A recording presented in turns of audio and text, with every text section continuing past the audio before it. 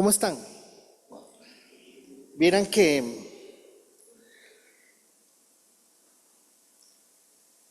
ahora estaba hablando con Andrés allá atrás y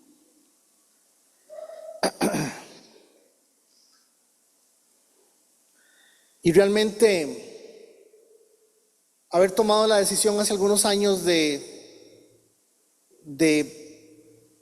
tomar la Biblia en serio, tomar la palabra de Dios en serio, ha sido un reto. Ha sido un reto muy grande porque es muy difícil.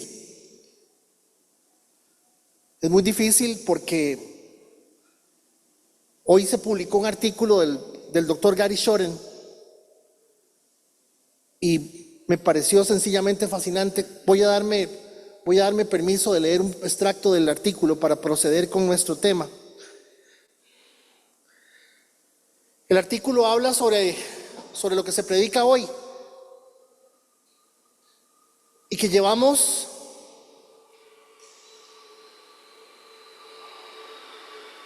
en nuestra generación, llevamos 60 años haciendo esto. Dice el doctor Shoren, mucha gente ahora viene a su iglesia cada semana pensando, qué bien, esta semana van a hablar sobre la ansiedad o un mensaje sobre equilibrar el tiempo. Eso es bastante útil. En ese tipo de pensamiento, con el paso del tiempo, ha dado como resultado que muchos cristianos piensen en Dios más como un asistente que como el Rey de Reyes y Señor de Señores. Hemos visto a Dios como un psicólogo, hemos visto a Dios como que si Dios lo que quisiera es que nosotros tengamos más cosas para poder vivir la vida de una manera. Dios quiere que lo veamos como Rey de Reyes y Señor de Señores. Él quiere que lo veamos como nuestro Señor y Salvador, como el Mesías. Dios simplemente se ha convertido en un buen consejero, uno que da buenos consejos sobre cómo lidiar con nuestra salud mental, finanzas y relaciones. Y esto no viene solo de la escuela antigua de la iglesia, que fue sensible a los buscadores que explotó en escena en los años 90, los años 2000. Y que es hoy el sector de más grande crecimiento dentro de la comunidad religiosa. Yo ya lo hice aquí. Por más de 5 años hicimos series completas sobre muchas cosas. Y ahora estamos tratando de tomar la Biblia versículo a versículo, porque los hermanos que usted va a conocer en el cielo son de la iglesia de Roma. Ellos leyeron toda la carta y era lo único que tenían.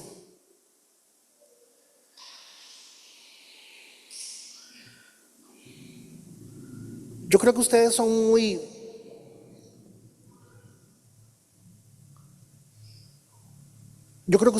nobles, porque han sido personas que de alguna forma han aceptado lo que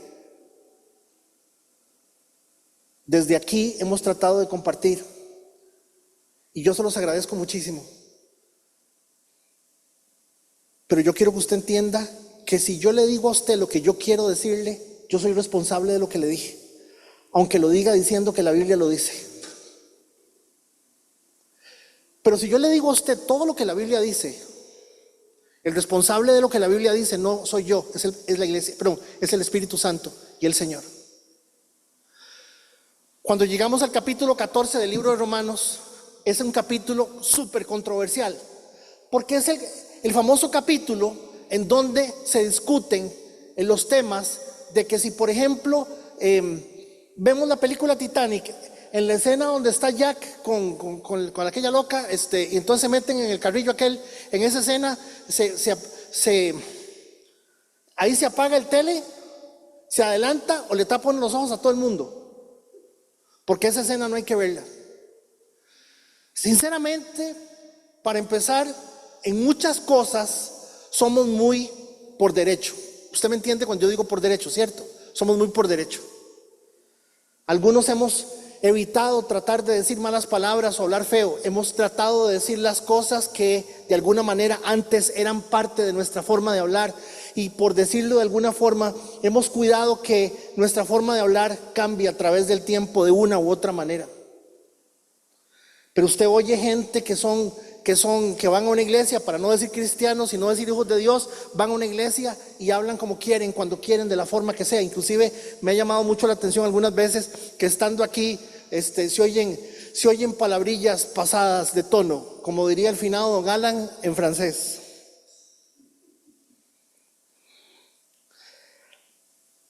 El capítulo 14 es el capítulo donde hay que discutir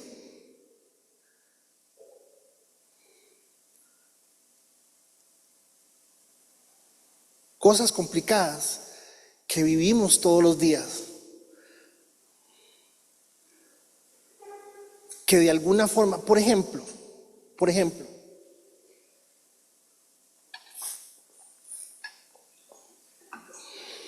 salí hace muchos años con un amigo pastor a hacer un mandado a un supermercado, y cuando pasamos por la parte de los licores, se me perdió. ¿Y yo qué se hizo? Me dice, es que yo ni siquiera paso por los licores. Un hijo de Dios ni siquiera pasa por donde están los licores.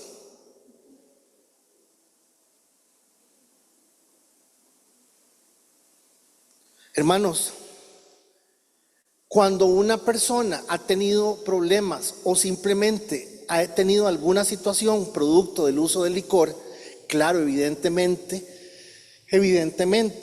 tomarse una cerveza, tomarse una copa de vino, tomarse algo así, lo va a ver como el pecado más grande del mundo, y eso es comprensible. Pero la Biblia no dice que sea malo beber guaro. Lo que dice es que es malo es emborracharse y dejar a la familia sin comer por el guaro y hacer el ridículo en la calle y decir estupideces por borracho. Eso es lo que la Biblia dice que está mal. Y si usted por comprarse unas birras en la tarde no compra pan, está mal, eso es pecado. ¿Me doy a entender? Pero siempre es una discusión enorme. Una vez, aquí venía una familia completa, venían los cuatro miembros de la familia, y hablé sobre el divorcio y segundas nupcias. Me acuerdo del tema. El tema era cuando la familia con la que empiezo no es con la que termino. Así se llamaba el tema, no se me olvida. Bueno, se armó un tanate. Que yo había dicho que la gente tenía que divorciarse, que yo había dicho que esto y lo otro. Bueno, se fueron. Porque son cosas muy delicadas, hermanos.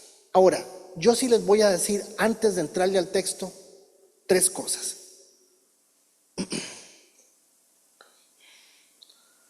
Número 1, si la Biblia, si hay algo que usted está viendo o hay algo que usted está haciendo que es pecado, no lo suavice, es pecado. Y se llama pecado. Y usted tiene que darle cuentas a Dios de lo que está haciendo todos los días. Y usted tiene que pedirle a Dios perdón por lo que está haciendo. Y usted tiene que decirle a Dios que lo perdone por lo que está haciendo. Se llama pecado. El pecado no se pide consejería. El pecado no se busca psicólogo. El pecado se presenta delante de Dios como tiene que ser. Aquí, ¿me dicen amén? Sí. Número 2. El capítulo 14 es muy peligroso, porque usted agarra el capítulo 14 y lo lee como lo estoy leyendo en la carta, en el artículo del Dr. Schoen. Si usted lo agarra de forma independiente, usted agarra el capítulo 14 y se brinca el 13 y se brinca el 12, la gente no entiende que la Biblia, que por lo menos Romanos después del 12, cogerlo por pedazos es muy peligroso. Porque usted está tomando cosas de partes para poder decir cosas que la Biblia no está diciendo.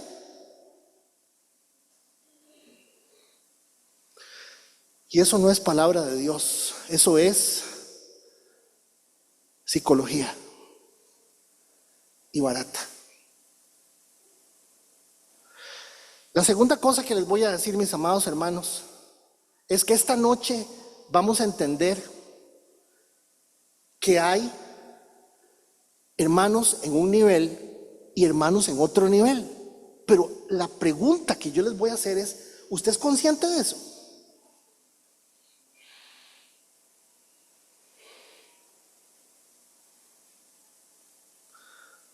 ¿Usted es consciente que la persona que puede estar sentada a la par suya esta noche puede ser una persona que no haya pasado, sufrido y experimentado mucho de lo que usted ha vivido? La fe en el Señor se ha desarrollado a partir simplemente de la asistencia a la congregación. Pero usted y yo sabemos que la fe en el Señor es probada en el fuego. Usted y yo sabemos que nuestra fe va a ser probada en el fuego.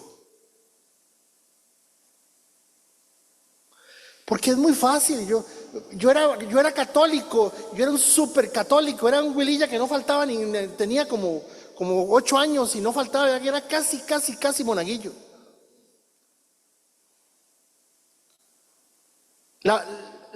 El momento crucial para mi vida iba a ser el día en que me dejaran sonar las en el momento de la transubstanciación.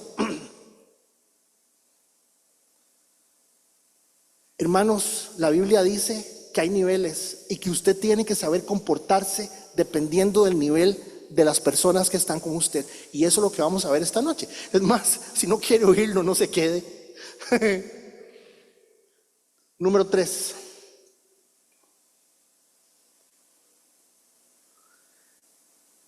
El texto de Romanos 14 requiere un nivel de conciencia en usted y de claridad en usted, que se dé cuenta de la responsabilidad tan grande que usted tiene. Yo le doy gracias a Dios por esta comunidad, por esta congregación, porque son gente muy transparente, son gente muy como cada uno. Pero si usted va a una iglesia donde son súper religiosos y dicen aleluya y amén, amén, gloria a Dios y aleluya, y usted no haga feo. Usted, si quiere, también se pone en el mismo patín, pero no haga feo.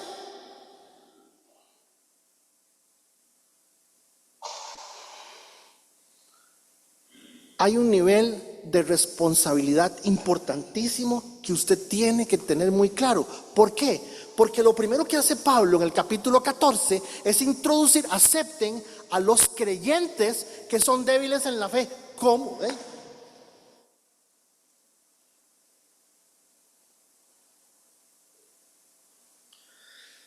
Y no discutan acerca de lo que ellos consideran bueno o malo. O sea, si usted está viendo que una persona es débil en la fe, ya vamos a hablar de eso, no discuta con esa persona, no lo haga.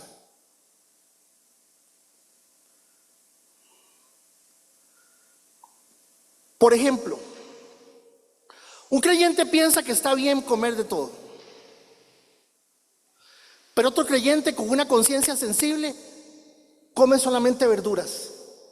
Ahora, cuando Pablo escribe esto, Rigo, cuando Pablo escribe esto, don Adrián, Pablo está claro que mucho de lo que se vendía en los supermercados, en los mercados, supermercados no, lo que se vendía en los mercados, mucho de lo que se vendía en Roma, mucho de lo que se vendía en los lugares de venta era sacrificado a los ídolos. Por eso es que Pablo también está mencionando esto de esta forma. No crean que es que el asunto es un asunto ahora de los veganos y los vegetarianos y los que comen carne, la vagabundería de hoy.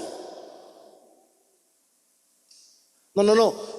Cuando Pablo hace referencia a que esta gente está comiendo verduras, es porque habían hermanos que se habían hecho cristianos, habían reconocido al Señor en su corazón, y ellos veían cómo se sacrificaban animales para los ídolos y no querían comer carne. Noten que el trasfondo de lo que Pablo está haciendo y está marcando es muy importante, es valioso. Los que se sienten libres para comer de todo no deben menospreciar a los que no se sienten en la misma libertad. Y los que no comen determinados alimentos no deben juzgar a los que sí lo comen.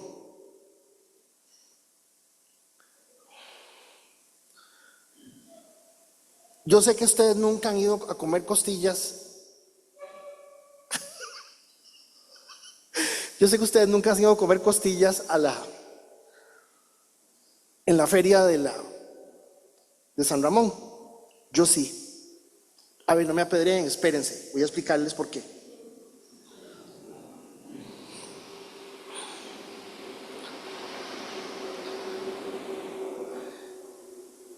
Un famoso pastor, bueno, un famoso predicador y un famoso dirigente religioso de esta comunidad le dijo a la gente que cualquiera que se arrimara a la parroquia a comerse una costilla, se estaba comiendo una costilla del diablo, de Satanás.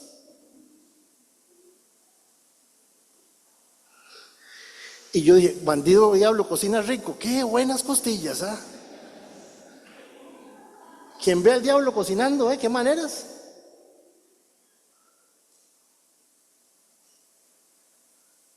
Perdón, ¿de qué me cuidé? ¿De que no me vieran? ¿Por qué? Porque eso es lo que dice el texto. Si se va a comer las costillas, cómaselas tranquilo. Pero eso sí, si para Cabeto, si para Carlos Alberto, ir ahí está mal, cuídelo a él. ¿Me está siguiendo? ¿Me está siguiendo? Eso es lo que Pablo está explicando.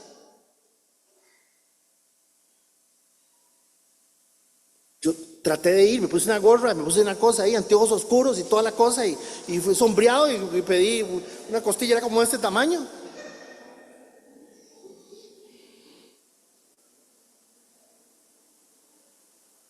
¿Qué dice la Biblia? Que no se coma la costilla, ¿no? Imagínense que la misma morcilla tiene una prohibición en la Biblia, no se debe comer carne prensada, no se debe comer carne de todo el asunto. La prohibición de la morcilla es para el pueblo judío. A mí no me gusta y me parece algo feo. Pero la misma prohibición de la sangre como tal es una prohibición que es expresa para el pueblo judío.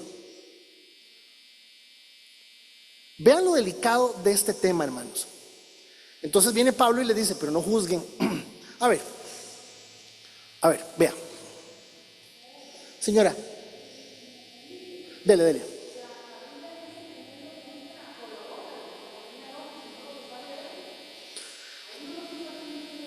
Pero lo que pasa es que, oigan lo que dice doña Gladys, ¿verdad? Dice doña Gladys que la Biblia dice que lo que contamina a la gente no es lo que está afuera, sino lo que sale del corazón. Pero noten que Gladys, es exactamente lo que voy a hacer. Voy a aclarar que débil en la fe no es débil de fe. ¿Por qué? Porque yo no tengo ningún problema en comerme una costilla, con doña Gladys invitarla a comer costillas ahí, no tengo ningún problema. Porque la gente no come carne en Semana Santa, pero hacemos otro montón de chanchadas. Eso es absurdo, hermanos. Entonces, lo primero que tenemos que entender de estos textos, que quisiera que por favor usted los viera, es que una persona débil en la fe no es una persona de fe débil. No, eso hay que tenerlo muy claro. A ver,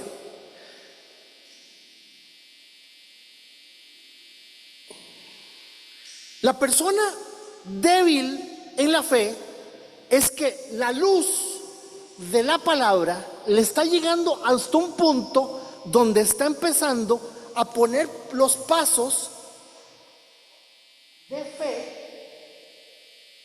con relación a su vida, y ya estos pasos son pasos de fe. Está entendiendo la Biblia, la palabra de Dios, pero son pasos de fe y está poniendo el paso y tiene mucho cuidado en hacerlo. Ahora, la lección esta noche es que para Dios estas personas son impresionantemente importantes, porque todos aquí en algún momento estuvimos en ese momento. Es más, algunos de ustedes tienen años de oír Biblia, de oír canciones cristianas, de oír, y la vida sigue siendo exactamente la misma. Siguen siendo buenos consejitos para usted, como decía el doctor Shoren, siguen siendo simplemente buenos consejos, lo cual es muy delicado. Entonces noten que es una fe que lo hace llegar hasta donde la persona está y está empezando.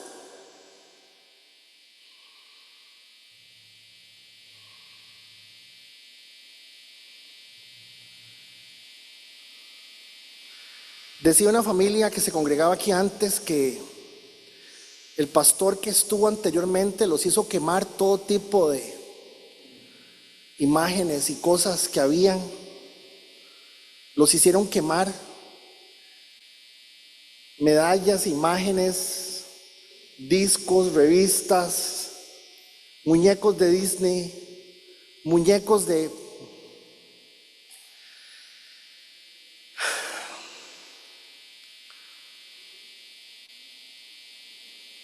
Qué complicado, hermanos. Pero lo más importante es esto. Lo más importante es esto. La medida de fe es necesaria para agradar a Dios. Porque la Biblia dice que sin fe es imposible agradar a Dios. Entonces, Dios, esa medida de fe es válida para Él. Por eso es que en este texto,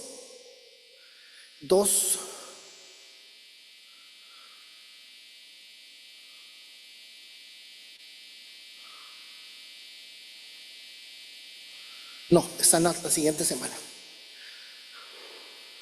La medida de fe es necesaria para agradar a Dios. ¿Dónde está lo complicado de esto? Que usted y yo vamos a tener que tener doble filtro. Un filtro porque algunos de nosotros somos demasiado flexibles. Somos demasiado.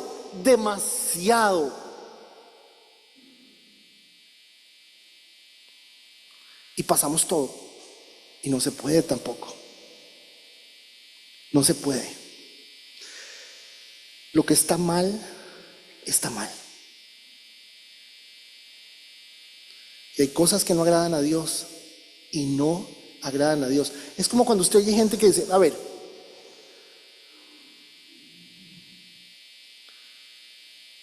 si el cigarro es un tabaco y es tabaco, es una planta y Dios la hizo crecer, ¿por qué va a ser malo fumar?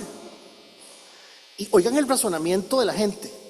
Y ese es el razonamiento que la gente tiene con la marihuana. Dicen que la marihuana, porque se tiene de mal la marihuana, andan como tontos. ¿Es mala? No, ¿cómo va a ser mala la marihuana? Eso no es malo.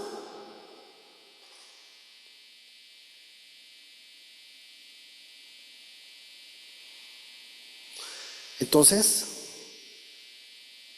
el primer filtro tiene que ver con el hecho de que usted y yo necesitamos adoptar claramente un comportamiento, una conducta, que aprendamos a cuidar el corazón de otras personas.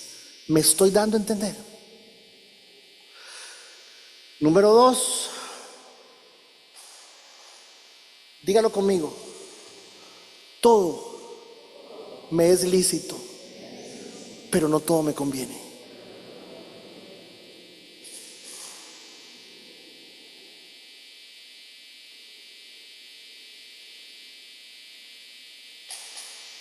Me encontré a mi marido viendo unas cochinadas en internet. Y pues usted no deja de ver novelas. Es el mismo morbo, la misma morbosidad que se necesita para ver cochinadas en internet, se necesita para seguirle un culebrón. Es el mismo morbo. Entonces no juzgue sin primero ver para adentro, porque el asunto es serio, hermanos. Y todos, el que no ve un culebrón, por ejemplo, yo no me quito de encima las noticias, me encanta ver noticias, y ver noticias ya creo que es hasta pecado. Parece como un ábaco, parece un ábaco. Cada semana hay que ir contando los números de muertos, ¿verdad? Por Dios, hay morbosidad, hay morbo detrás de muchas de las cosas que hacemos, inclusive que las hacemos pensando que las estamos haciendo para Dios.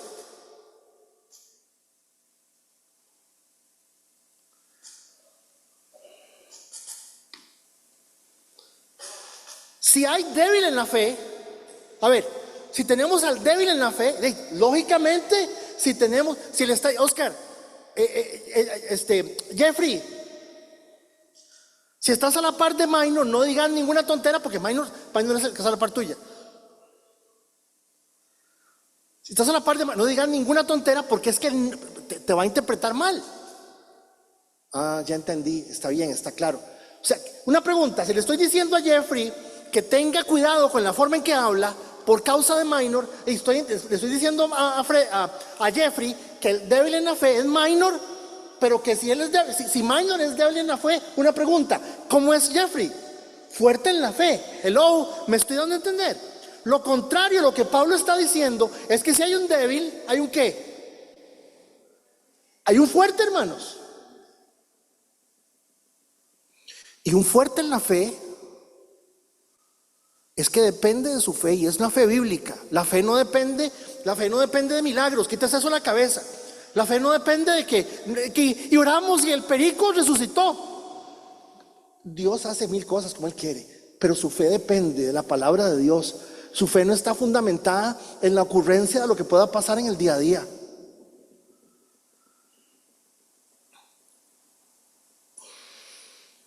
Vea que inmediatamente empezó a hablar, Gladys levanta la mano y me dice, pero es que el problema está en que la gente no entiende. Ese es el problema. Cuando Gladys dice la gente, esa es la gente que la Biblia llama débil en la fe.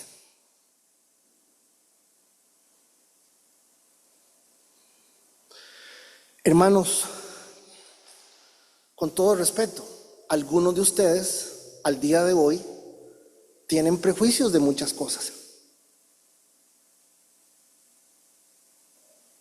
Y hay que tratar de ser respetuoso en la realidad de lo que estamos tratando de entender.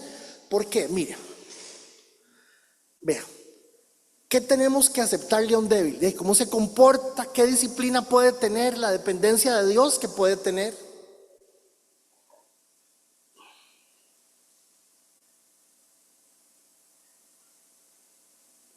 Yo no me acuerdo quién era, pero alguien me contaba que antes de venir aquí al culto los domingos se iba para misa primero y después venía para acá, después iba para misa, iba a misa y venía aquí. Yo decía, bueno, qué gusto, ¿verdad? O sea, yo nunca le dije nada, no recuerdo quién fue, pero nunca le dije nada. ¿Por qué? Porque la Biblia dice que no le digas nada.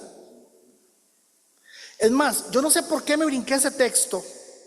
¿Quién está en audiovisuales? Danielita. Vea, jáleme un versículo, por favor, que yo no sé cómo es posible que no lo pusiera ahí. Diablo cochino, por las costillas. Póngame el versículo 14, Romanos 14, versículo 4.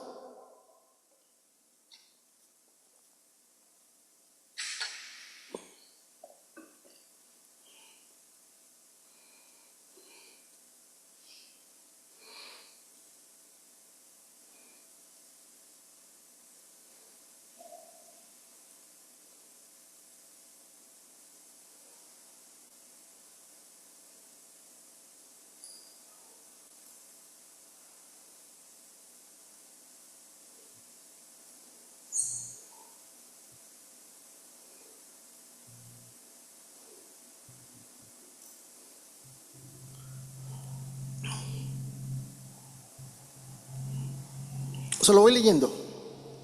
Romanos 14, versículo 4. ¿Quién eres tú para juzgar a los sirvientes de otro? O sea, noten que el Señor lo que está diciendo aquí es que esas otras personas y nosotros servimos al Señor. Y está hablando absolutamente de todos. Romanos 14, 4. ¿Quién eres tú para juzgar a los sirvientes de otro. Su amo, el Señor, dirá si quedan en pie o caen. Y vean la contundencia de la aclaración de Pablo. Y con la ayuda del Señor quedarán en pie y recibirán la aprobación de Él. Si usted no quiere ir a comer carne, costillas a las cosas de San Ramón, no lo haga. Pero si usted ve a un hermano que lo está haciendo, porque está empezando, porque es débil en la fe y él no lo ve raro, no le diga absolutamente nada. Su momento se habrá, se dirá para usted decirle, vea, cualquier cosa que usted le pueda decir. Hermanos, el principio de la idolatría, dice la Biblia, que llega al punto donde lo que define la idolatría es hechicería. Por lo tanto, la idolatría es algo más profundo que mucho de lo que esta agrupación, estos hermanos, esta gente, no sé cómo llamarlo sin herir sus susceptibilidades, esta gente se pueda llamar a sí mismo. Es que andan cargando una imagen, ahí van cargando la imagen y van cargando la imagen. Es que si tan siquiera entendieran qué es la imagen que están cargando y entendieran por qué la están cargando, otro gallo cantaría. No entienden ni siquiera eso. Termino con esta reflexión. Regresemos a la presentación, por favor, Danielita.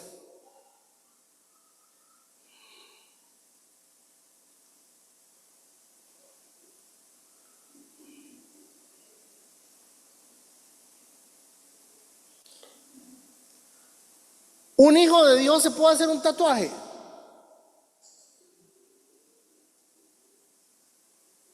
Pero ¿qué va a decir? ¿Qué va a decir? ¿Qué va a decir? ¿Qué va a decir?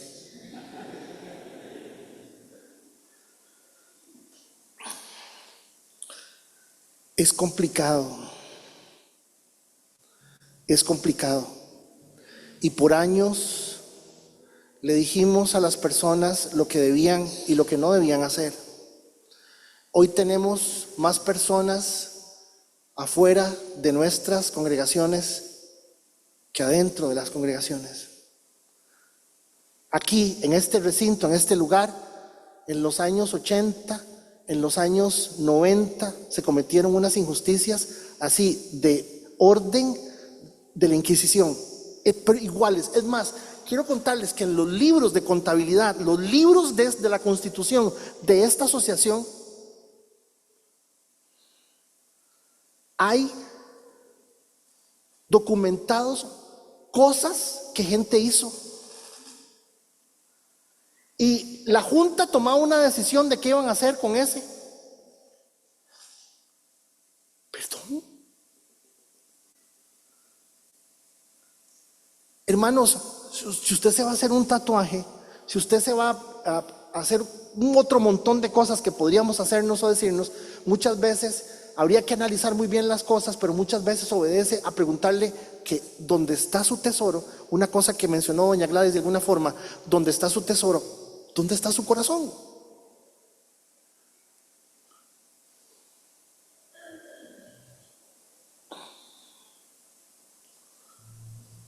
La niñita que está en la casa sí va a hacer un tatuaje y entonces dice que muy caro, que $300. $300 o 400, no recuerdo cuánto costaba el tatuaje. El asunto, lo que es pecado de un tatuaje es gastarse esa plata en esa tontera.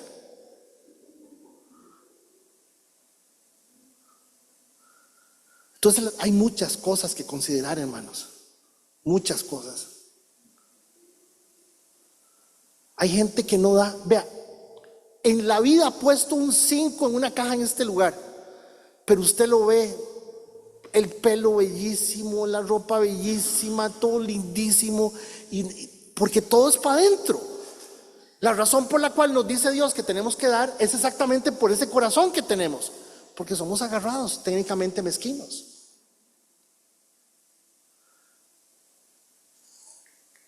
Dice Pablo, aceptemos a los creyentes que son débiles en la fe y no discutamos acerca de lo que consideran bueno o malo. Por ejemplo, un creyente piensa que está bien comer de todo, pero otro creyente con una conciencia sensible come solamente verduras. Los que se sienten libres para comer de todo no deben menospreciar a los que no sienten la misma libertad. A los que no comen determinados alimentos no deben juzgar a los que sí los comen, porque esos hermanos Dios los ha aceptado. A ver, si la Biblia es expuesta en este lugar, aquí hay un proceso del Espíritu Santo con cada uno de ustedes. El mover del Espíritu Santo, según la Biblia, es convicción, consolación, guianza, enseñanza. Eso es la Biblia. Lo escrito dice que cuando el Espíritu Santo se mueve en un lugar, la gente entiende, la gente es consolada, la gente es formada, el corazón es enseñado. Eso es lo que la Biblia dice. Pero a nosotros nos gusta creer que cuando el Espíritu Santo se mueve, la gente cae y escupe y así horrible. Perdón, ¿usted cree que el Espíritu Santo necesita ponerlo a usted a ser feo para manifestarse? No. No.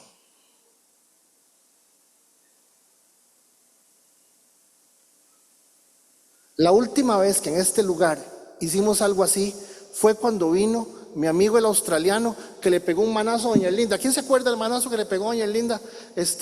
Sí, doña Linda levantó las manos. ¿Usted se acuerda, don Luis? De aquel loco australiano que trajimos y que doña Linda levantó las manos y se puso a hablar en lenguas y llegué y le hace así, ¡plá! Y la acomodó y se le voló doña Linda por allá.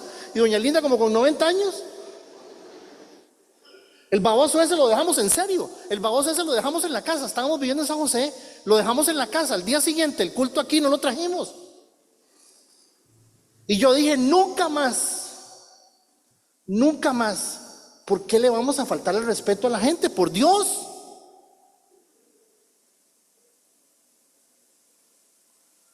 No, hermanos, nos hemos burlado del Espíritu Santo porque vemos la gente llorando, porque vemos la gente haciendo feo.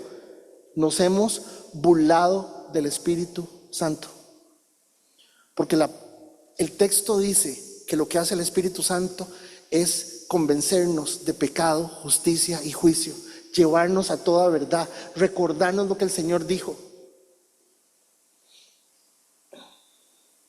Número 2. Por más que se trata de hacer las cosas por pura razón o sentido de la pureza, o simplemente con la buena intención de agradar, no se le puede imponer a la gente las cosas. Si usted ve a un hermano suyo, hijo de Dios, que lo ve fumando, no lo desprecie, téngale paciencia. Porque usted no fuma como él está fumando, pero usted hace otras cosas.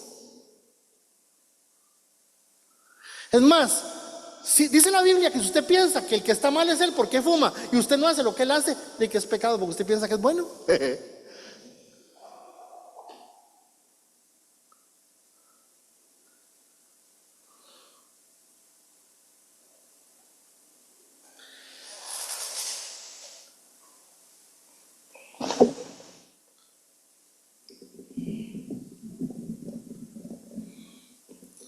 Hay gente débil en la fe. Y si hay gente débil en la fe, hay gente fuerte en la fe. Y la gente fuerte en la fe son simplemente hermanos y hermanas llenos de convicción, pero llenos de misericordia, llenos del Espíritu de Dios, capaces de saber que todos vamos a fallar de una u otra manera. Y no una, 1000 veces. Pedro llegó y le dijo a Jesús: Señor, dígame una cosa, yo ya he perdonado a este pachuco como 100 veces, ¿qué le parece? Ay, Pedrito, yo no te digo que 100 veces, te digo que 70 veces 7 por una sola cosa. Y lo que el Señor le estaba diciendo a Pedro: Pedro, no seas tan importante.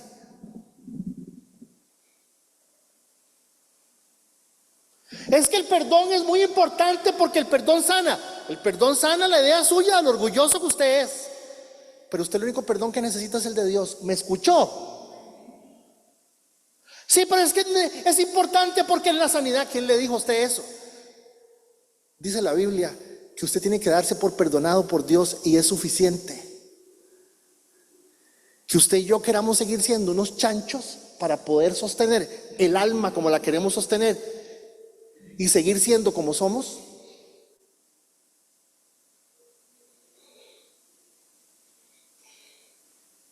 Dígame, don Luis, póngase de pie para que lo oigan, porque o hable duro. No, hermanos, es interesante lo que dice el pastor. Hay una situación en cuanto a los débiles en la fe. No es que hay que dejarlos así, es como dice el pastor, darle su tiempo, porque no somos nosotros los que hacemos la obra, es Dios el que lo hace crecer. Dijo Pablo en 1 Corintios 3, verso 5, yo planté, Apolo regó, pero el crecimiento solo lo da Dios. Entonces dice también Pablo en Filipenses, estando convencido de eso, que aquel que empezó en nosotros la buena obra, la perfeccionará hasta el día, la va perfeccionando hasta el día de su venida, no de golpe. Todos estamos siendo perfeccionados. En los cerdos, en las camadas de cerdos, nacen 10, 12 chanchitos, puerquitos, ¿verdad? Lechoncitos, 11. Bueno, eso yo lo doy todo el tiempo porque nosotros atendemos los partos. Bueno, es mi trabajo, ¿verdad? Y nosotros tenemos cerdos en el colegio. Nacen unos bichitos llamados guirros. Por lo menos a nivel campesino se dice guirro. La gente de hace un tiempo sabe que es un guirrillo. El guirro es el chanchito que nace con alguna falta de defensas placentarias, no hay transmisión de nutrientes, algunas cosas, y nacen muy pequeñitos. Y se quedan atrás. El problema no es que nazca un guirro, el problema es que usted llegue 15 días después, un mes después, y todos estén como el guirro. No, todos los demás van a ir creciendo bien. Ese va a quedar más atrasado, mucho más retrasado, incluso hasta la mitad del tamaño. El problema de la iglesia sería ese, que todos seamos desnutridos. Pablo dice, no está bien que algunos sigan siendo niños en Cristo, algunos van a seguir siendo niños en Cristo. Y ya es bueno que estén comiendo vianda, porque si siguen tomando lechita todo el tiempo, ya se van a quedar desnutridos. El asunto es que cuando hay débil en la fe y fuerte en la fe es para que los débiles crezcan a la par del fuerte. Pero no el problema sería que toda la iglesia esté como el guirrito, todos mal. No, unos van creciendo más que otros. Y les cuento algo para terminar. El guirrillo llega a ser muchas veces, si no se muere porque puede morir, si no se muere llega a ser muchas veces hasta mejor que los demás cerdos, porque una vez que sintió el cuidado por la parte se desarrolla. Yo creo que es igual con nosotros en el Señor. No es que nos comparemos con un cerdo, aunque dijo el pastor, a veces somos muy chanchos, ¿verdad? No es que nos comparemos con cerdos, pero una buena analogía de pensar en los guirritos. Van a haber guirritos siempre en los caminos del Señor, pero hay que darles tiempo y tal vez cuidarlos por aparte, solamente. Gracias. ¿Qué daría yo porque tomáramos el tiempo para levantar la mano y decir cosas? Vean, no digan que no les dije. Capítulo 14 de Romanos es el capítulo de madurez. Es el capítulo que tiene que hacernos entender a todos que vamos en un proceso de Dios. Y que los fuertes, por más fuertes que pensemos que somos, vamos a tener que renunciar a cosas. ¿Perdón?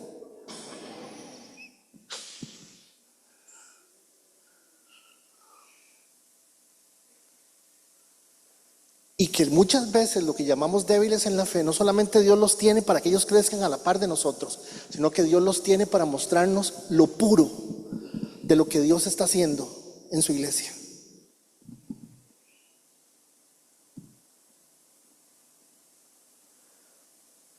Si hubiese sido un asunto de botar imágenes y de botar discos bueno, es que son tantas cosas que hemos vivido a través de los años, tantas cosas de pura religión, nada más simplemente por querer creer que así estamos agradando a Dios, pero el corazón sigue siendo exactamente lo mismo. El asunto empieza por dentro y, como dijo doña Gladys, no contamina al hombre lo que está afuera, sino lo que sale de cada uno de nosotros. Señor, te doy gracias en esta noche. Pido tu bendición para mis hermanos que han estado esta noche aquí, Señor. Pido tu bendición para que ellos se ubiquen, nos ubiquemos y entendamos que si hay débiles en la fe y los fuertes somos nosotros y seguimos con un montón de tonteras,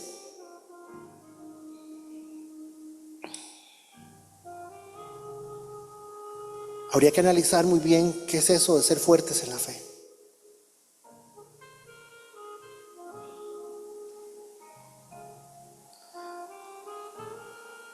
Que aprendamos, Señor, que no darle el lugar a tu palabra que tu palabra tiene es idolatría. Que no darle el lugar a tu Espíritu Santo que tu Espíritu Santo tiene en nuestras vidas es idolatría.